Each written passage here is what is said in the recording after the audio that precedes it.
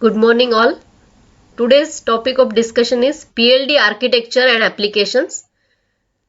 This is the third unit of the course VLSI Design and Technology for the class B ENTC.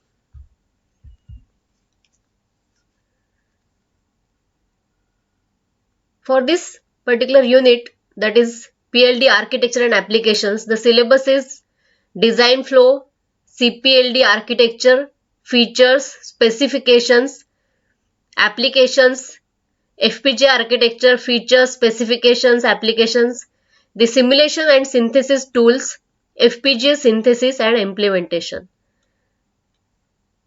For this unit, the CO which is formed is after successful completion of this unit, the students will be able to model digital circuit with HDL, simulate, synthesize and prototype in PLDs.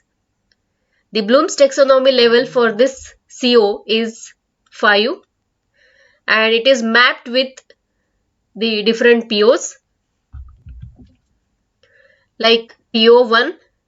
The engineering principles are used to design the various VLSI based systems. So it is mapped with the basic engineering knowledge PO.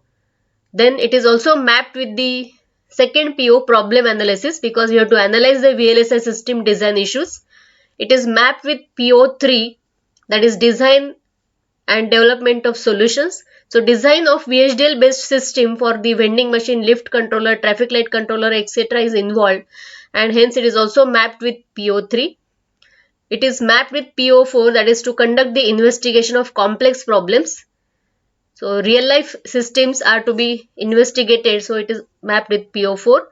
It is mapped with PO5, that is the modern tool usage, functional and timing simulation of real life system before the hardware implementation is to be done. Then it is also mapped with PO12 because the modern real life system, considering the advancement in technology, is to be studied and implemented. That's why it is also mapped with the lifelong learning PO. It is mapped with PSO1 and PSO2. That is, we have to analyze the electronic system and design using HDL coding and implement the functional blocks of electronic system using PLDs. So the topic that today we are going to study is the PLD architecture and applications part 1. The objective of this lecture is to make the students familiarize with PLD programming technologies and its design flow.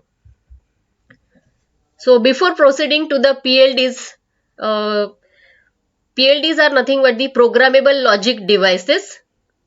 These devices may be of different types, like the devices which you must have studied in your second year, that is the PLA and PAL. And here we are going to study some advanced PLDs, those are called as the CPLD and FPGA. CPLD is nothing but the complex programmable logic devices and FPGA are nothing but the field programmable gate arrays. So these FPGAs and CPLDs can be converted into the required controller. So we can compare these devices with CPU.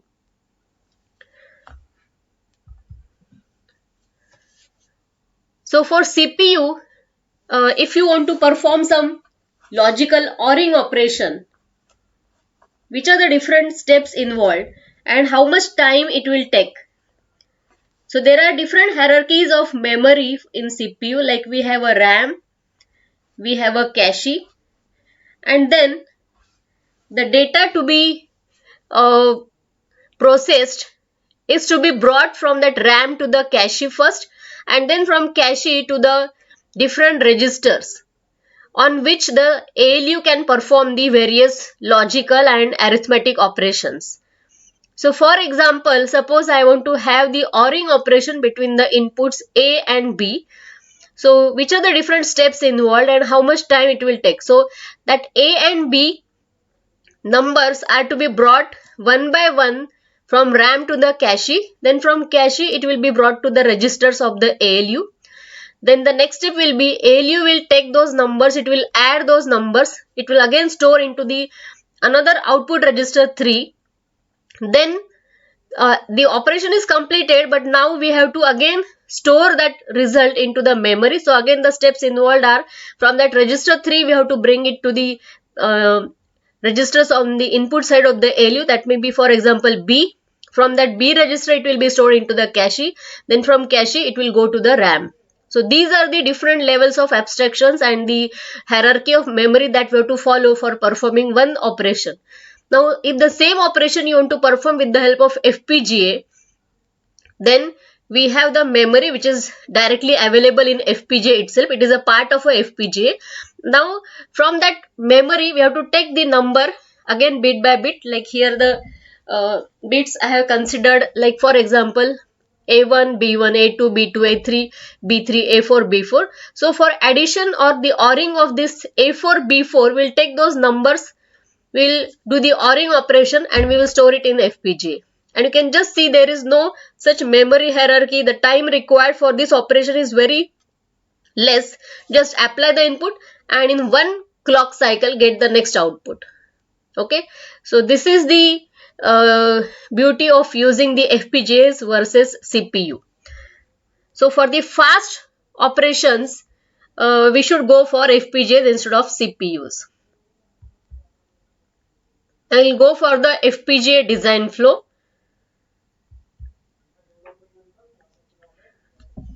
Now in this FPGA design flow, the first step is to have the specifications. From those specifications, the problem will be analyzed and the HDL description for the same will be written. HDL description can be written with the help of different languages such as VHDL, Verilog, Handle C, Abel, System C, etc. And then the next step is we have to perform the simulation. So the HDL code which will be entered is to be checked with the help of the functional simulation. So those simulations will check the functionality of the design which we have entered. After that, the next step is synthesis. So synthesis is the process with the help of which this HDL description will be converted into the RTL schematic, that is the register transfer level schematic, which the software can understand, the machine can understand. So likewise it will be converted into that form. Now while doing the conversion also we have to consider about the target device. Now in this case the target device will be either FPGA or a CPLD. So whatever resources are available in these hardware devices, those are mapped with the actual HDL description and the design will be placed in that particular target device. So again this is not physically placed, so virtually the design will be placed and after that the post synthesis simulation is done. So that checks the different possibilities, means when the design will be actually targeted into the target device, what will be the effect on the timing simulations and all, that is checked at this level. The next step is the implementation, that is mapping, placing and routing. So once the design is simulated, it is giving the required functionality. Now we can check the placement and routing of that particular design into the actual target device, that is the FPGA. So in FPGA, whenever you will be implementing the design, how the design will be fitted into the available resources, that is the mapping, then placement. So actually the design will be placed into the available hardware resources which are programmable one, and then the routing means the interconnection between the different blocks. Once that virtual implementation is done, again the timing simulations are done and the next step is configuration. So once everything is correct, now the design can be put into the actual target device, that is the FPGA or a CPLD. So generally the dot bit files are prepared and serially the bit files are implemented, or we can say that is put inside the chip, and then we have the chip which will start acting like our own controller which we have designed, and then the on chip testing can be done and then the design flow will be completed. Now we'll see about the different technologies which are the technologies used for the designing of the FPGA or the CPLD. So those are called as the programming technologies. As discussed earlier, these devices, that is the FPGA and CPLD, are the programmable logic devices, and these devices are programmed using the different technologies. So programming technologies may be permanent or non-permanent. For the commercial FPGAs, the main switch technologies are anti-fuses and the static RAM cell.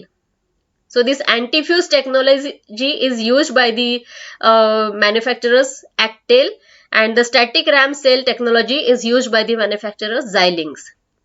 For commercial CPLDs, that is example the Altera Max, the main switch technologies are erasable programmable ROM, that is EPROM, transistors, and electrically erasable PROM, that is E-square PROM transistors.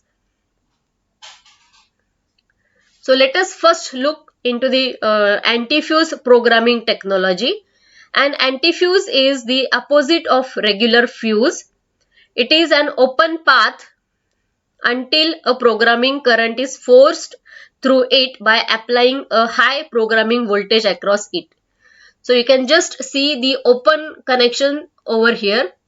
So this open connection indicates the device is not programmed. The advantage of this technology is, as the device is very small, that anti-fuse and all, so it allows the closer switch population, and the disadvantage is only one time programmable. So once the program of these anti-fuses will be done, then it cannot be changed further. So this is one example in which we can see we want to have the implementation of A bar and B function. So A bar means it will be not A. So this initial fuse that will be programmed over here, that will have the connection between this A bar, and then here we have this B. So A bar B, that is given to one AND gate. So finally we will have the implementation of A bar and B function. So this is the detailed diagram in which it is shown, that is how the anti-fuse links are programmed. So there is a amorphous silicon column. We have the different layers. This is before programming status and this is after programming. So once we'll do the programming, then this fuse is closed initially, and once the programming will be done, it will be opened like this. So that's why the name is anti-fuse. So it is exactly opposite that of the normal fuse. So what is the idea behind the FPLD, that is the field programmable logic device? So in this field programmable logic device, you can see we have this fusible link which is shown with the help of dots, and we can have the connection with the help of this transistor. So the drain terminal is connected to logic 0 and the source can be connected to logic 1 through this fusible link. So there is one pull-up resistor, and you can just see the change in this fusible link.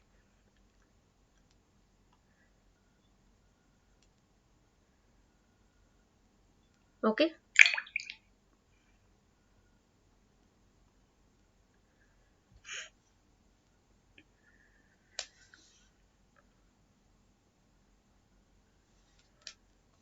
So next is the EPROM technology. Use an EPROM transistor as a programmable switch.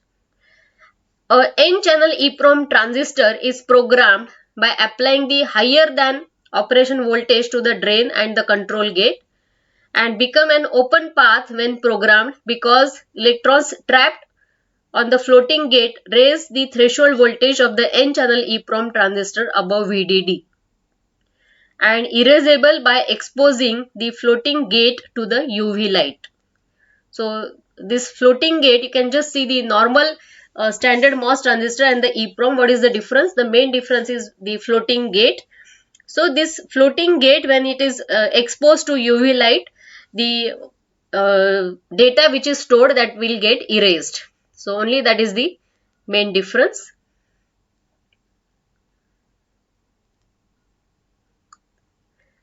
So for this FPLD, you can see how this technology is used. So we have a normal MOS transistor over here, and that floating gate concept, that is the EEPROM transistor.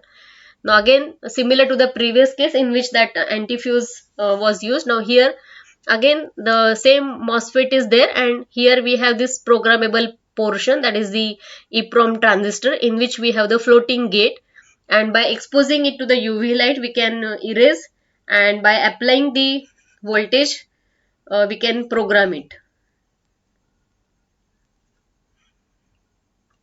Now the next is E-square PROM, that is the electrically erasable PROM is there.